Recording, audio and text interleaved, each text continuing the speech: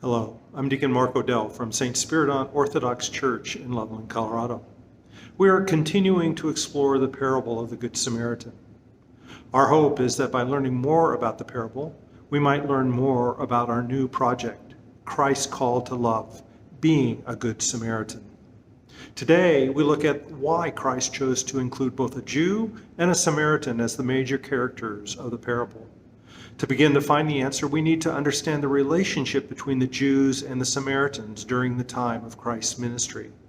Most of who are listening know about the Jewish nation and the Jewish people. So what about the Samaritans? The Samaritans were a group of people who lived in an area north of Jerusalem. And when Assyria captured the northern Jewish kingdom in the 8th century BC, many Samaritans were captured, and like the Jews, many were taken in captivity.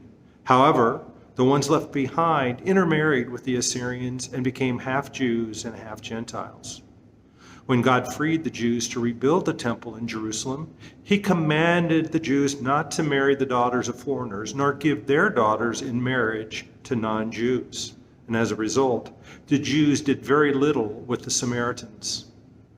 The Samaritans also adhered to the Samaritan Torah, not the Jewish Torah, and worshipped at the temple located on Mount Gerizim, not the temple in Jerusalem, further alienating the two nations. And as you might guess, there was a great animosity between the two people. So much, in fact, that the Jews often traveled east of the River Jordan, significantly extending their travel time to avoid Samaria when traveling between Judah and Galilee. So what does this nasty national conflict have to do with the parable of the Good Samaritan? Put succinctly, the state of our relationships with others is not relevant when considering who our neighbor is.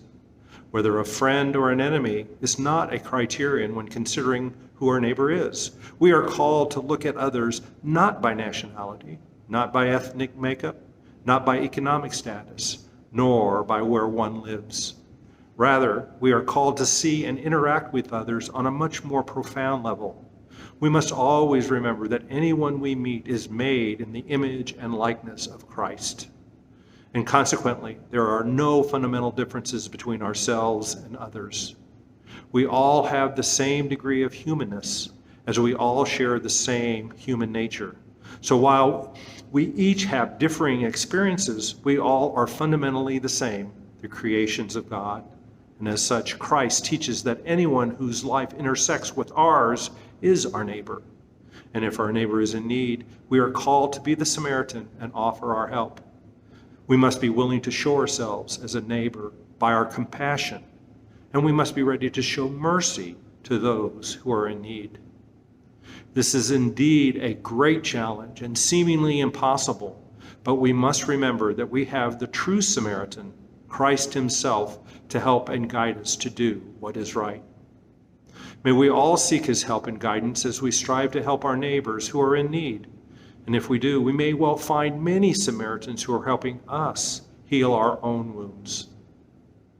Next week, we'll conclude our review of the parable of the Good Samaritan by exploring what St. John Chrysostom and St. Cyril of Alexandria have to say about the parable.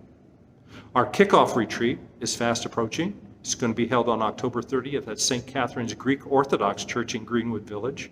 Father Paul Abernathy will be our speaker. The retreat starts at 9 and will end by 3, and there is no cost. So please come. Information about the retreat and how to register will follow at the end of the video. We will see you on October 30th, and thank you very much.